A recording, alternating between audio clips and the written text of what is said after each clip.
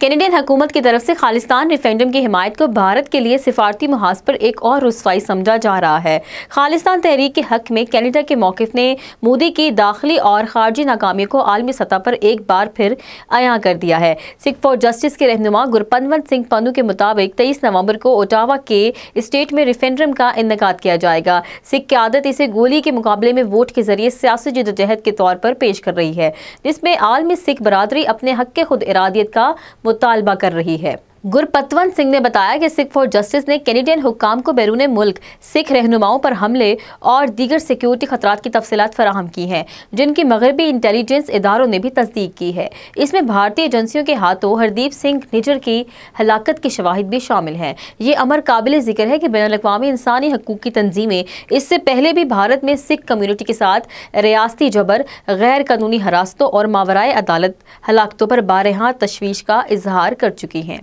Canada के इस फैसले ने वाज़ेह कर दिया है कि आलमी जमहूरियतों, अक़लियतों के हकूक़, सियासी आज़ादी और बुनियादी इंसानी इक़दार के तहफ़्फ़ुज़ में किसी भी मुल्क के दबाव से मुतासिर नहीं होंगी। दरहकीकत खालिस्तान रेफरेंडम न सिर्फ सिख बरादरी के देरीना मुतालिबात को उजागर करता है, बल्कि आलमी बरादरी के सामने भारत की इंसानी और जमहूरी पॉलिसियों पर बुनियादी सवाल भी खड़ा करता है। कनाडा ने खालिस्तान रेफरेंडम की इजाज़त देकर बिलाशुबा ये वाज़ेह पैगाम दिया है कि आलमी सतह पर अक़लियतों के हकूक़ की हिफाजत के लिए बड़े फैसले किए जा रहे हैं और कनाडा इस मामले में भारत के किसी भी दबाव को खातिर में लाने के लिए तैयार नहीं है।